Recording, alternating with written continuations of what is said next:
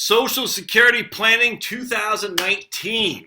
This is going to be somewhat of a webinar that we're going to go over every year. I'm part of a group called Savvy Social Security Planning, and a lady named Lane Floyd runs it through horsesmouth.com. I've been a member of Horse's Mouth for a long time. I mean, we're going on since 2003. Yeah, I think 2003 or something like that. Just a great resource for financial advisors. This program right here probably cost me $1,000 a year. Elaine does, and I interviewed her for my podcast back in July of 2018. She is freaking fantastic. My go-to person on all things Social Security. So if you got the big three, the way I look at it, you got my man Devin on YouTube, Larry Kotlikoff from BU, the professor. I think he writes for Forbes and all those big wigs, and Elaine more for financial advisors. Anyway, so that's the big three in my opinion, without question. But anyway, so Elaine does this thing every year as presentations called Savvy Social Security for Boomers, and it's not just for boomers, but that's where the premise began. So we're just going to go over it one by one. It's fantastic. It's a great piece of literature, great for you to understand. I would ask you to put comments and questions in here because I will follow up with this on occasion. Frequently, as a matter of fact, just to see what kind of questions come to mind. And I'm also going to put this as a premiere, so I'll probably put this on later on, the next couple of days or something like that as a premiere, so that way you can watch while I've already did this video, and you can actually comment, and I'll be on there to answer your questions, if that makes sense. So if you're watching this for the first time, it's essentially live. I'll be on there, so throw questions my way for sure. All right, so a little bit about Elaine. She has she's got three scenarios. She is over 70. She's divorcee, and her previous husband is she's a widow from her previous husband. Well, if that makes sense. So I can't remember if she got remarried and her second husband died. I can't remember, but I remember she had spousal benefits as a divorcee, and then she had survivor benefits as well on top of her own because she's still working. And so just a very interesting lady, just lots of wonderful tidbits that we'll go over. All right, so Savvy Social Security Planning, what baby boomers need to know to maximize retirement income. Copyright Horse's Mouth 2019. Baby boomers want to know, will Social Security be there for me? How much can I expect to receive? When should I apply?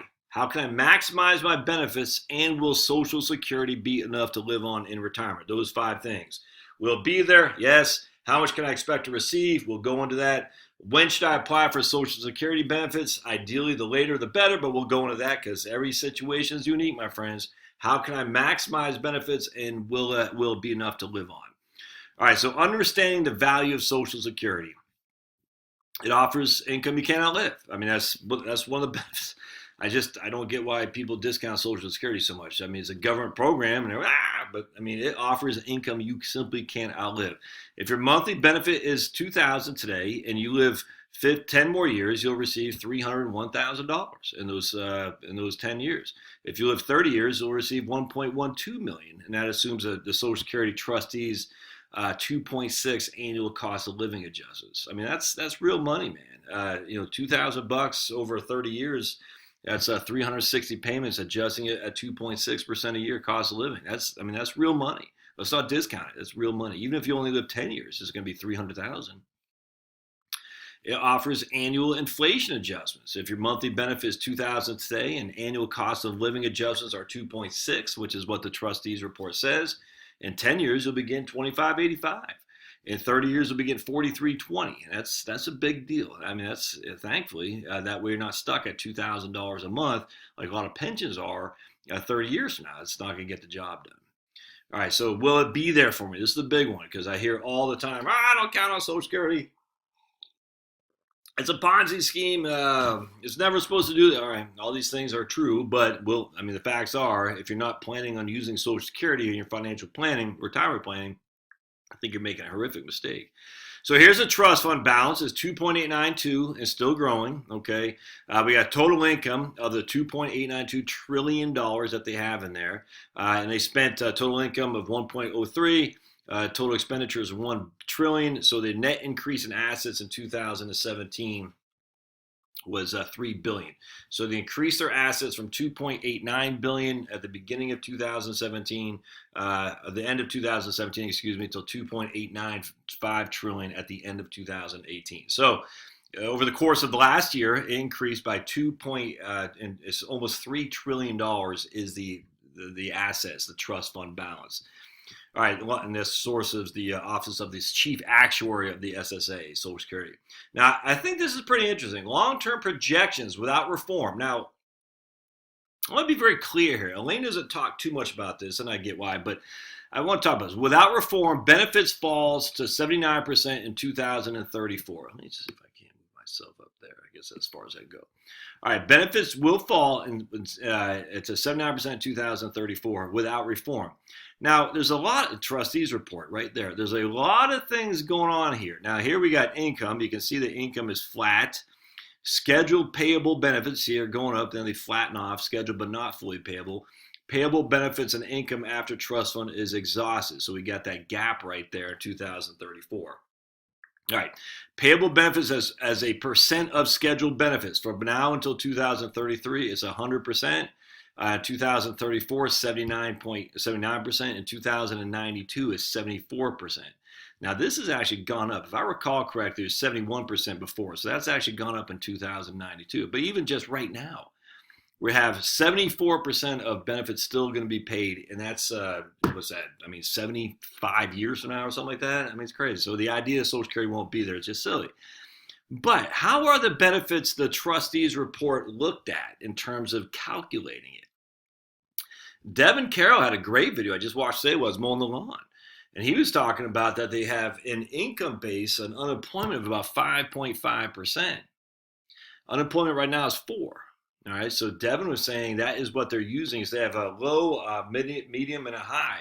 High unemployment 6.5%, low unemployment 4.5%, intermediate 5.5%. Well, so basically the issue is if we have a low unemployment going forward, that is not counted for in these numbers. It's just not. Now they also have they're not counting for if there's a reduction in immigration.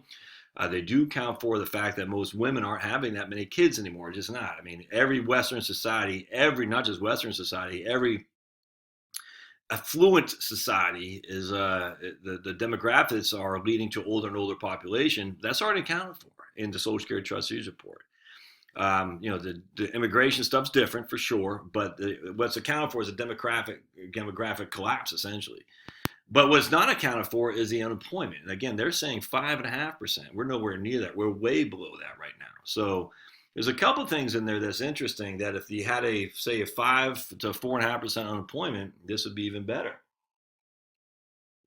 So remember, you got a good, bad, and ugly. Oh, and that's bad. Yeah, I guess bad. Good, bad, and ugly. And we're just focused on the bad.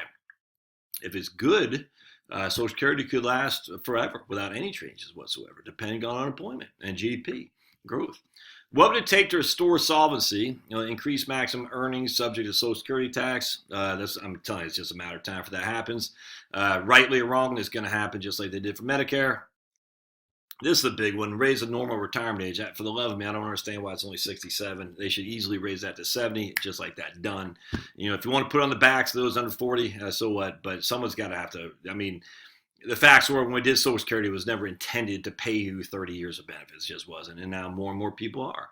Lower benefits for future retirees. I don't know if that's going to fly so much. I think they're going to increase the maximum earnings and raise the normal retirement age is what I think they're going to do for sure. The bottom line for baby boomers is your benefits are not likely to be affected. I completely agree with that. All right. How much can you expect to receive? Your benefit will depend on two things. How much you earned over your working career, which we get an average index monthly earnings, or AIME, and when you apply for benefits. Literally those two things. So let's talk about this. Social Security benefits are calculated at 62. Each year's earnings are tallied up and indexed for inflation. I've talked about that a million times a Sunday. Just remember that. At 62, they look at each year you've been working, index them for inflation, and then they take the highest 35 of those, and that's our average to get your average index monthly earnings, which is this. Your aim is divided by 3 bend points. So we got 926, the first 926 of your average index monthly earnings. You get 90% of that benefit. From 926 to 558 558.83 in 2019, you get 32% of that. From anything above 5583, you get 15% of that. That's how your average index monthly earnings go down to determine your PIA, your primary insurance amount, which is the amount you'll receive at your full retirement age. Your full retirement age, depending on your year of birth, will be either 66, 66 and some months, or 67. I was born in 1970, so my full retirement age is 67. If you're born after 1959, your full retirement age will be 67. If you're born before 1960, it'll be 66 and some months. All right, and that is your PIA. Everything revolves around your AIME and your PIA. Example benefit formula right here, maximum Social Security earnings each year since age 22. Your average index monthly earnings here. Again, we're taking your top 35 and we're inflating them and dividing by 420 to get our AIME. 35 years times 12 months is 420. And that'll give us our average index monthly earnings. And this is the maximum you can have for Social Security right now for your PIA, not the maximum benefit you can have, the maximum you can have for your primary insurance amount. First 926 is times by 0.9. The next up to 5583 is times by 0.32. And the next amount above 553 is times by 0.15. And your PIA is $3,030. That would be the amount you get at your full retirement age. All right. Now, full retirement age, we talked about that 1960 and later 67. And before that is 66 and some months. What if you apply early benefits? This is important. So we're going to say your full retirement age is 67. That means you get 100% of that PIA at 67. So if the PIA was 3,030, which is I think what it was, 3,030 right here. At 67, you'll get 100% of that. If you apply at 66, you'll only get 93.3% of that. If you apply at 62, you'll get 70% of that. You'll take a 30% pay cut. Now, if you're FRA, you're born before 1960, it'll be a little bit more favorable to you. 66, you'll get 100%. At 62, you only get 75%. Well, if you apply after your FRA, you get these 8% delayed earnings credits. And again, that would simply say at 66 or 67, you get 100% of your benefits. That's your full retirement age. You'll get your full PIA. At 70, if your full retirement age is 66, you'll get 132% of that $3,030. At 70, for a guy or lady whose full retirement age is 67, you'll get 124% of your PIA. So it is more favorable to you born earlier. It's less favorable to us. It's going to get even less favorable to new generation. I'm just telling you, it has to. How to estimate your benefits? Yeah, I agree with this. Go to these websites, socialsecurity.gov. You just click on estimate your retirement benefits. It's just, you need to do that absolutely without question. Check your earnings record for sure. Now here's the interesting spousal benefits. So Charlotte and me, all right, we have a spousal benefit. And they give us an example, John and Jane. So John's primary insurance amount is $2,000 at his full retirement age. Jane's primary insurance amount is $800 at her full retirement age. If she applies at her full retirement age, we'll just say 67, her benefit won't be $800. It'll be half of what John's was. It'll be half of John's primary insurance amount. So she'll get a 25% bump up in benefits because of the spousal benefit. Does that make sense? So that's important to know. Now, we're going to talk about rules for spousal benefits. The primary worker, in this case, John, must have filed for his benefits. All right, you used to not be able to have to, but now you have to. Spouse must be at least 62, so Jane must be able to file. I mean, she has to be 62 to file for spousal benefits, and they'll be reduced because she's under the full retirement age, all right? Or 66 for full benefit, or if she's 67 for her full benefit. And she does get no delayed credits on spousal benefits. So if John were to file and then Jane hits her full retirement age, there's really no reason for Jane to wait because she is not getting delayed earnings credits on the spousal benefit, if that makes sense. So just remember, if you're thinking about taking your Social Security as a spousal benefit, there's no reason to wait until you're 70 to file because you're not getting any increase on the delayed earnings credit. Now, you might want to wait till John files later so he can get an increase on his delayed earnings credit, but the delayed earnings credits do not affect the spousal benefits. Hope that makes sense. Just remember, you don't just take your spousal benefit at your full retirement age unless your spouse has not filed, and then you have to think about that. Divorced spouses are a little bit more lenient, actually. So you have to have marriage lasted 10 years. You can't be married, all right? You got to be unmarried, is currently unmarried. Person receiving divorce spouse benefit currently is unmarried.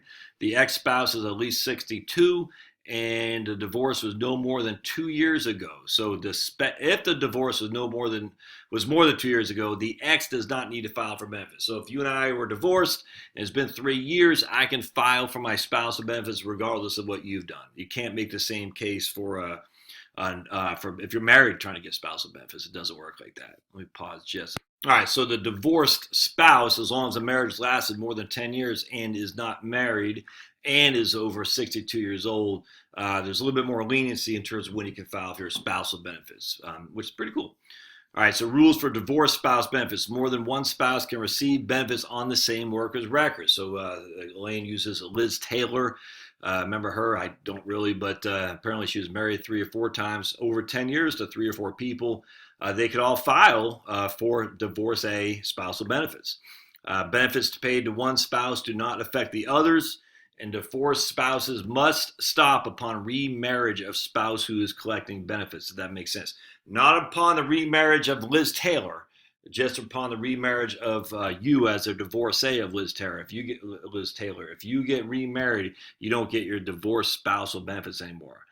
So again, divorced spouse benefits will continue on as long as you stay unmarried. Once you get remarried, you lose those benefits. All right. Survivor benefits is a big deal, my friends. This is when I die and I leave my benefit to Charlotte. She needs to understand how this works. Now, the survivor benefit will depend on the age in which the deceased spouse, me, originally claimed my benefit. So if I claim my benefit before I'm 67, because my full retirement age is 67, my wife's or my surviving spouse benefit will be limited to the higher of the deceased spouse's benefit or 82.5% of his primary insurance amount. Good times, huh? So how confusing can that be? Just remember, if I claim before my FRA, it will be limited to the higher of my benefit I am getting now or 82.5% of my PIA. My PIA is $2,000 a month, and my benefit to my spouse would be 82.5%. She would get $1,650. However, if I was getting a benefit of $2,200, it'd be that on the day I die. So it's either 82.5% of my primary insurance amount, or it's the benefit I was getting the day I die, whichever is higher. All right, so I hope that makes sense. If I claimed after full retirement age, the survivor benefit will include delayed credits. I cannot tell you. Just let me highlight. I cannot tell you how important that is, my friends. The delayed earnings credits on top of the cost of living adjustments can be a huge benefit to a surviving spouse to keep her out of poverty. Huge, huge, huge, huge. All right, the age at which the widow claims will also potentially reduce the actual benefit. If my wife, Charlotte, claimed before her full retirement age, again 67, her survivor benefit will be reduced by a certain fraction. In this case, she can claim at 60, but it'll only be 71% of my PIA. All right, so if she claims earlier than her full retirement age, she will get a pretty significant reduction in benefit for sure. But she can claim at 60. I mean, she's eating ramen noodles, that's it. That might be something to consider. If she claims at her full retirement age or later, her survivor benefit will equal 100% of the benefit I was getting. So if I die and I was getting $3,000 a month in benefits, and Charlotte claims at 67 or later, she will step into that $3,000 a month. If she claims at 60 or 61 or 62, any year before her full retirement age at 67, she'll get a reduction in their survivor benefit because she's taking it early. Hope that makes sense. Now, if a spouse dies while both are receiving benefits, the widower may switch the higher benefit. That's a big deal, and a good example here. Joe and Julie are married. Both are over the full retirement age. Joe's benefit is $2,000. Julie's benefit is $1,200. Joe dies. Joe notifies Social Security of Joe's. Julie notifies Social Security of Joe's death. Her $1,200 a month benefit is then replaced by her $2,000 a month survivor benefit. No fuss, no muss, in theory. Example of early claiming, Joe and Julie are married. Joe's PIA is $2,000 and he files for Social Security at 62. His benefit would then be $1,500, 75% of $2,000. He dies. Julie's survivor benefit will depend on when she claims. If she claims before, if she claims her survivor benefit after her full retirement age, her benefit will be 82.5% of Joe's $2,000 PIA, or $1,650 for survivor benefits. That makes sense. So if she claims her survivor benefit at 66 or later, after her full retirement age, it'll be 82.5% of Joe's PIA because Joe claimed early. So another reason not to claim early for higher earning spouses is because not only will you potentially leave less money to Social Security, you probably will, but it'll be reduced as well because you took it before your PIA. Now remember, it will always be the higher of Joe's benefit at the time he died, or 82.5% of his PIA.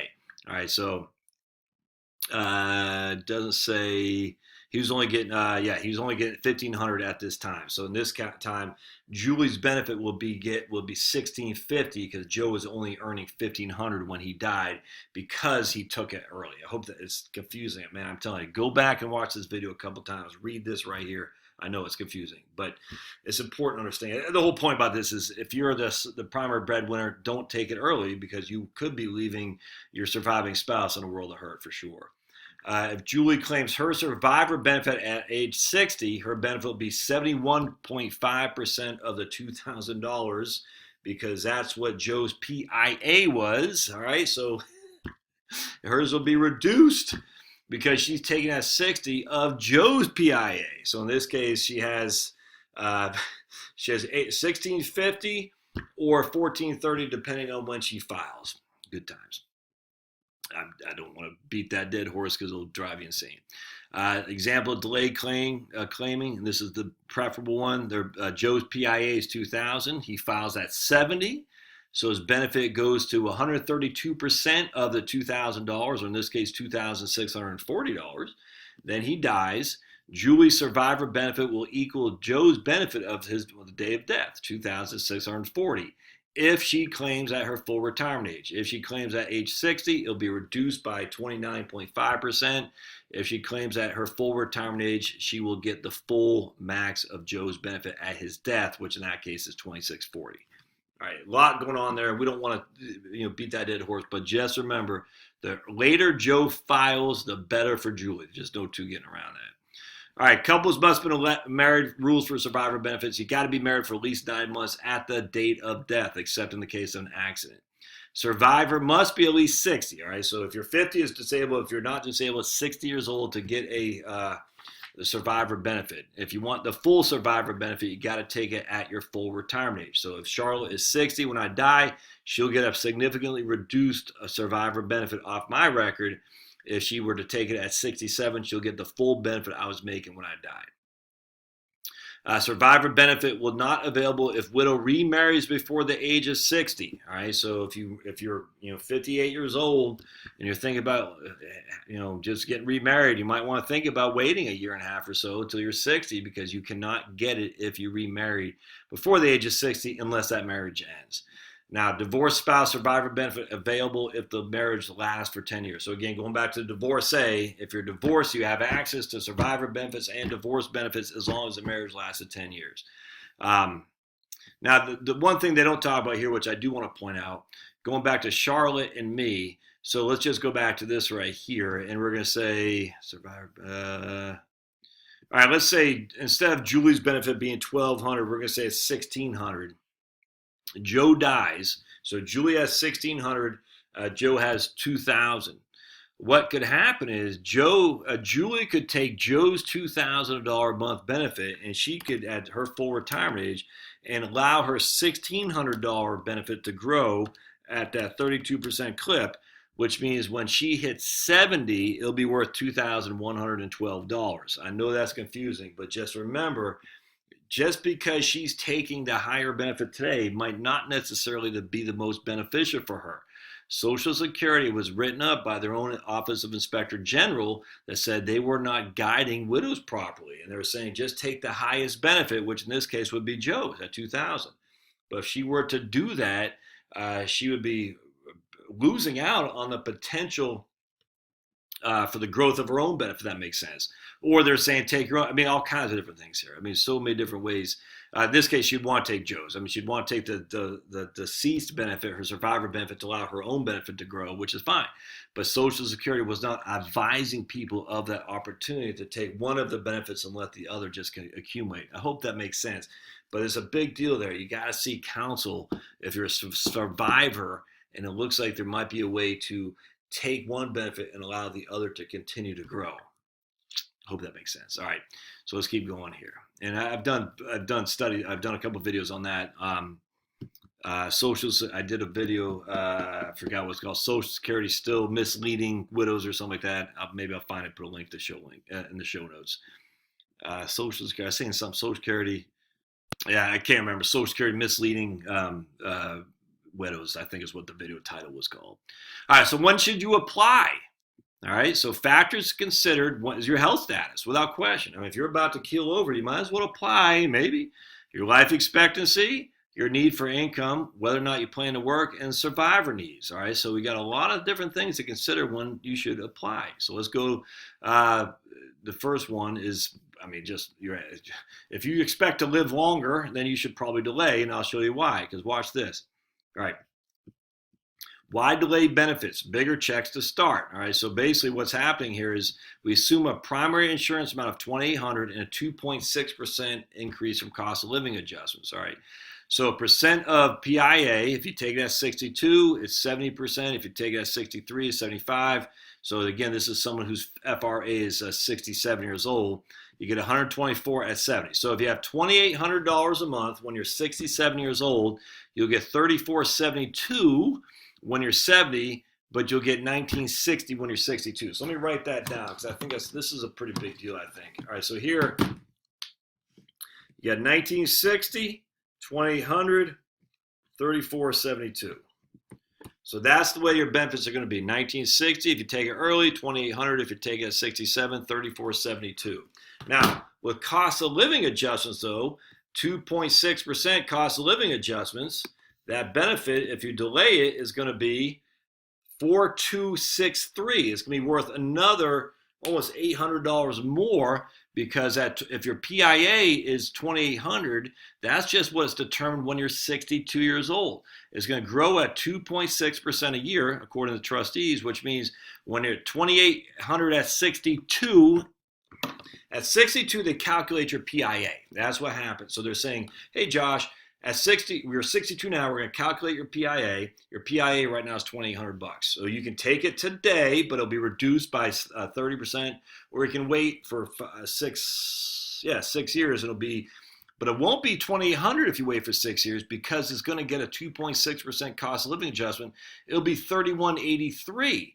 In fact, if you wait until you're 70, it won't be 3472. It'll be 4263 because the cost of living adjustment is growing on that $2,800. Now, it will be growing on this too. We'll show you a different chart, but I hope that makes sense. So it's not between 62 at 1960, 67 at 2,800, and 70 at 3472. It's really how much it will be when you actually decide to take it. And when you first go down there and you say, I want to get my Social Security statement, they say your PIA at today's numbers at 62 is $2,800. Remember, that does not account the cost of living adjustment. So let's keep going down here. Yeah, right here, more income later on. If you claim at 62, your benefit will be $2,407, all right, because of cost of living adjustments. If you claim at 67, it'll be $3,576 because of cost of living adjustments. If you claim at 70, it'll be $4,263 because of cost of living adjustments. I hope that makes sense. So the longer you wait, the more the 2.6% cost of living adjustments grow. And you can see it becomes this bigger gap. If you claim at 62, that $2,407 grows to $2,736. If you claim at 67, that 35. If you claimed at 67, that $3,576 you're initially going to get grows So what happens here becomes this wider and wider gap. Let me show you what I'm talking about. So someone who claims at 70 will have 4263 in benefit, all right? Oops, right there. 4263 in benefit. So basically we're saying you're going to get at 70, 4263. Age 70, when claiming at 62, you'll get 2407. All right, so does that make sense? So you claimed at 62, you got 1960 a month. Now, when you return 7 years old, that 1960 a month is now 2407. Now, you didn't claim it all until 70, and now it's 4263. So we take the difference between 4263 and we subtract 2407, which is 1856. So your payment will be at $1,856 more by claiming at 70 than it was if you had claimed at 62, $1,856. But now I get you. You're saying, yeah, but that's great, Josh, but I didn't have any money for those previous 8 years. Now we'll talk about that. But now let's go to age 80. Now your cost of living adjustment, if you claimed at 62, is now 3111, but you're getting 5511. Which is 2200. So now the difference between the two benefits at 62 having claimed when you're 80 and 70 claiming at 70 when you're 80 is now $2,200 a month difference. Does that make sense? So it's a widening gap between the two, and that's pretty significantly. I mean, that's a 2200 minus 1856 divided by 1856, that's an 18.5% increase over the increase that it was before. So in this case, I was making 1856 more a month than I was here, but because the cost of living adjustments are the same, but it's because it's on a bigger amount, now I'm making 2,200 more a month than I was there, just because the cost of COLA at 2.6 pays more on a higher amount than it pays on a lower amount. So now let's fast forward until we're 90 years old. Now it's 7124. I think this gets overlooked a lot. 4021. Now we're talking $3,103. So now we got, I mean, you're talking every month I'm getting $3,103 more than I was if I would have claimed at 62. Simply because the cost of living adjustment is a bigger amount per dollar bill. And the only thing that matters is the actual dollar bill. So now I'm getting another $900 more than I was getting before, which is, I mean, that's 41% more in terms of how much more I'm getting than I was before. That's significant. So now at the end of the day, here I'm making 7124 times 12. I'm making $85,488. Here I'm making $48,000 minus 48,000. I'm making 37,000 more. Just because I waited until I was 70. That's probably the biggest thing of this whole scenario that I think is overlooked a lot. People say, they'll go back to this guy here. They'll say the difference is 1960 or 3472, but that's not the difference. The difference with cost of living adjustments comes down to this chart right here. 2407 grows to 4021 when I'm 90. But delaying until I'm 70, I don't take 34. I don't get 3472. I get 4263, which grows to 7,124 when I'm 90. And again, that's a widening gap on each dollar bill I get from Social Security relative to when I took it earlier. Hope that makes sense, man. That's a big deal. If you apply early, your benefit stays lower and stays lower for life. COLAs magnify the impact of early or delayed claiming. The longer you live, the more beneficial it would be to delay benefits. And then you got to factor in your survivors too. All right, so let's go down to survivors. Hold on just a second. One of my kids just texted. Had to say, I'm in the middle of the video, kids. Video. Anyway, Baby boomer question 4: how can I maximize my benefits? Improve your earnings record. I tell you, that's 100% right. And the way you do it is you got to check your earnings record. You go on myssa.gov, sign up for your benefit, and sign up for your record, see exactly, make sure they're all correct. Are there any missing years?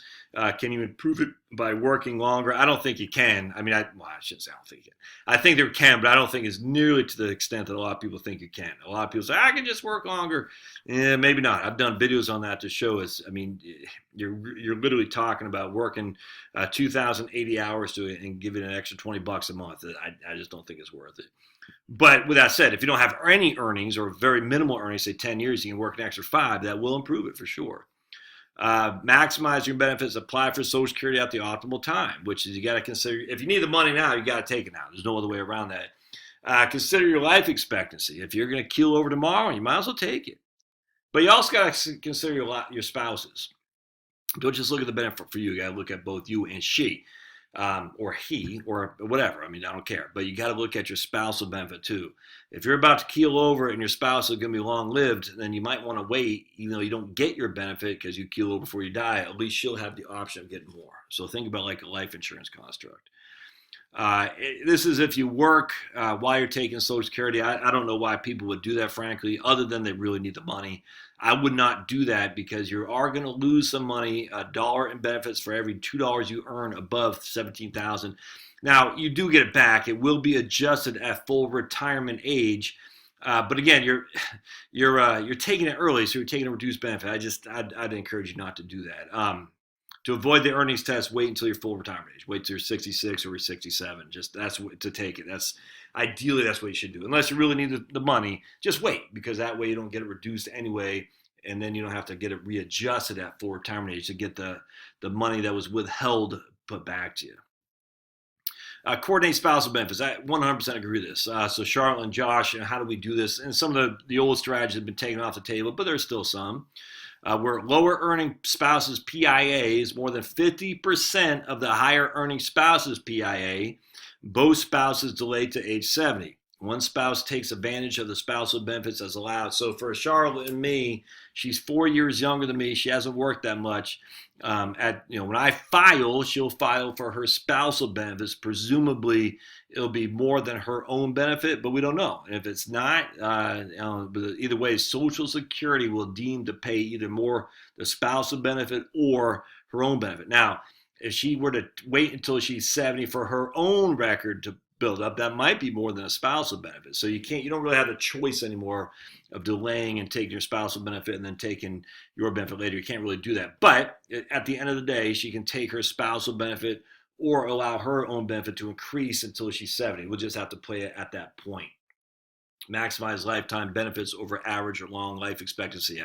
If you think you're going to live longer, man, just take benefits later. And they don't even talk. I don't think she talks about, Lane, the taxes. Social Security is very favorable when it comes to taxes, for sure. So just going back to this right here, coordinate spousal benefits. Remember, Charlotte can't take her benefit off her spousal benefit until I file. She can't. All right. So basically, she can go there and take her own benefit for sure based on her record. She can do that whenever she wants. But we can't play the two against each other. Like, I can't take my spousal benefit on her record. It just doesn't work like that anymore. And who knows what the strategies will be come time later on. But what it stands right now is if you go down there as a spousal benefit, they're going to deem you to claim whichever is more, your spousal or your own. And so if your own is more, it might be favorable to you to delay taking your own anyway, if that makes sense. Because you do still get those 8% earning credits. Now, if I don't know. It might be, in fact, I would say it's probably favorable for you, even a lower earning spouse, to delay. But here's a hybrid strategy. If your spouse's PIA is 50% of you, so Charlotte makes $800 and I make $2,000, the lower spouse claims early. The higher spouse claims at 70. It generates income sooner while maximizing spouse's benefits over time. Nothing fancy here. The lower spouse just takes reduced benefit off her own record because she can't take it or he can't take it until the other spouse files. But I take mine at 70. That way, when I die, at 92 years old, she'll get the max amount she can from Social Security. Maximize, yeah. Oh, they do talk about taxation. Yeah, I see. I like this a lot. So, Social Security, and I talked a ton about taxation of this in my book that I did, the tax bomb in your retirement accounts, and I also talk about it a ton on my various videos. But essentially, these are the same numbers we've had since 1983. If all your income is from Social Security, you pay no taxes. There's no taxes due. I just cannot stress this enough. A lot of people don't believe me. I've done stuff. I mean, I literally can show you a million times a Sunday. Maybe I will do it here real quick. Let's just go into it and say we have $50,000 of Social Security benefits. That's it. $50,000 of Social Security. All right, so what they do is we got to figure out your provisional income, which is a half of your Social Security plus any other benefit, any other income you have to include tax-exempt interest. So if $50,000 is my Social Security, my provisional income is $25,000 because it's one half of my Social Security. If I'm married filing jointly, under $32,000, none of my benefits subject to taxation. I mean, it could not be simpler. All right. Now let's just, for simplicity, say my benefit is $75,000. Just, I mean, for simplicity, I mean, this between a husband and wife. All right. So $75,000.